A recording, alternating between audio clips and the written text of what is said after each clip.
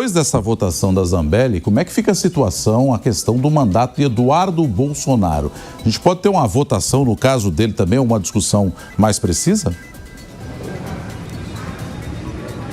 Sim, Roberto Nonato, vai sim ter implicações também nesse caso, uma vez que Eduardo Bolsonaro ele não vai ser avaliado pelos outros 512 deputados, e sim pela mesa diretora da Câmara, que é formada ali por 7 membros, e a maior parte desses membros é exatamente do Centrão, e um deles é do PL. São 4 deputados do Centrão e um que é o vice-presidente, Altineu Cortes, exatamente do partido de Eduardo Bolsonaro. O que eles estão avaliando nesse momento? Principalmente a oposição, que vê que Hugo Mota saiu fragilizado dessas votações que tiveram nessa semana, tanto que não rejeitaram aí a possibilidade que rejeitaram, na verdade, a possibilidade de cassação de Carla Zambelli e Glauber Braga. Eles disseram que a mesa diretora pode sim aceitar a defesa de Eduardo Bolsonaro. O deputado que permanece nos Estados Unidos já foi notificado. Ele deve ser cassado pelo excesso de faltas. Mas o argumento da oposição é que a defesa vai expor, na verdade, que Eduardo Bolsonaro não ultrapassou 1/3 de faltas nas sessões ordinárias.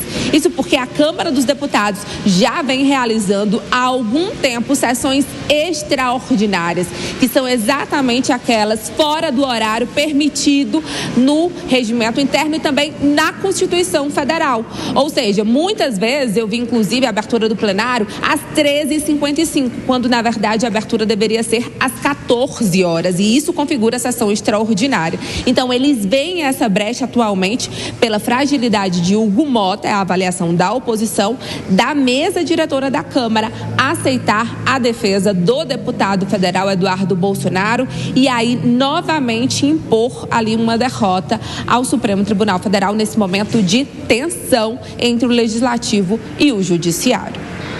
Rani Veloso, direto de Brasília. Obrigado, viu, Rani? É assunto aqui para a gente trazer os nossos analistas. Deise Ciocari e Roberto Mota estão com a gente nesta manhã.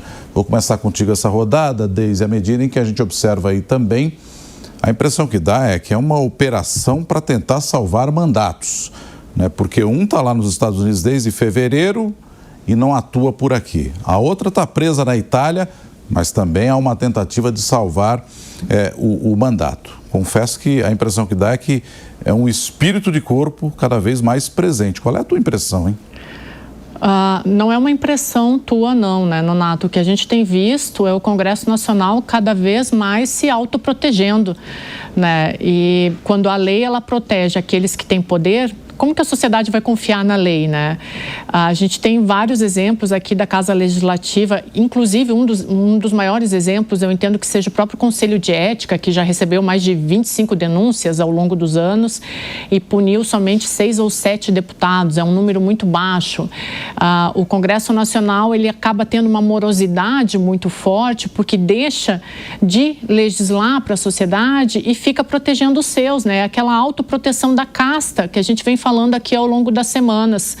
E nesse caso específico da Carla Zambelli e do próprio Glauber, o que a gente tem visto acontecer aos poucos aqui no Brasil, que é algo muito gritante, mas parece que fica meio perdido no meio das confusões políticas.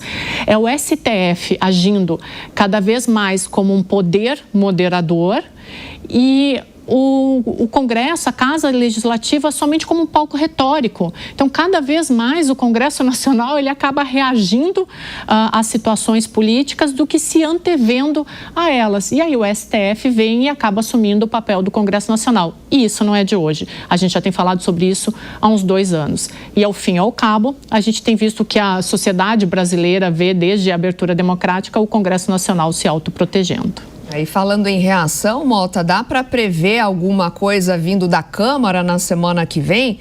E também o que esperar do caso Ramagem, né? Se a gente pode botar aí no bolo desses casos todos. É muito difícil, Soraya, a gente pensar o que pode acontecer. Nós estamos vendo mais um episódio de ativismo judicial descontrolado. Se o Congresso só pode votar concordando com o tribunal, Para que votação?